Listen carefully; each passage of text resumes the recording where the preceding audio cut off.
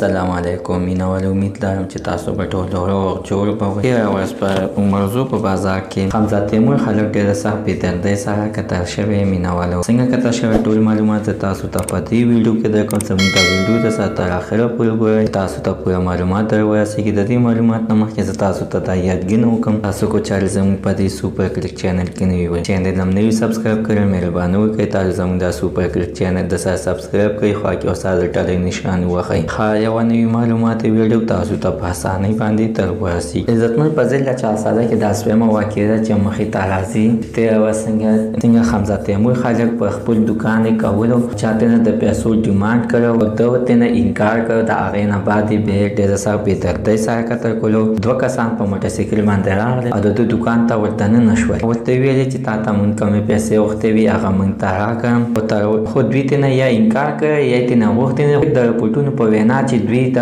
خپلې د خدای وینا عمده کوه، د دوی د خپلو د رشته دارو د خدای وینا عمده کوه چې تر اوسه پورې د موږ نه چا پیسې هم نه وي غوښتې. د ډېرو د رپوټونو په وینا باندې چې د دوی نه پیسې غوښتلې شوې وي، ډیمانډ ترې نه شوې او دوی ترې نه انکار کړی. نو دوی چې ترې انکار کړی او هغوی ورپسې دوه کسان ورلېږلي دي او په خپل دوکان کې دوه ایښتي دي چې یو زخمي دی. حمزه تیمور خلک پکې په حق باندې ورسېدلو او شهید شولو چې د احتجاج په نیت باندې د هغه جنازه هم د عمرزو په مین سړک باندې وشوله. عزتمنو، الله تعالی دې حمزه تیمور مور او پلار ته الله تعالی دې د زړه صبر ورکړي او دغه قاتلان دې الله تعالی نوس نابود کړي. مینوال زموږ د نننۍ معلومات ته د دې ځای پورې د نوي معلوماتو لپاره د سره زموږ د سوپر کلیک چینل د سره سبسکرایب کړئ، خوا کې اوسه د ټلۍ نشان وښئ. د یوه نوي معلوماتي ویډیو تاسو ته په اسانۍ باندې در ورسېږي.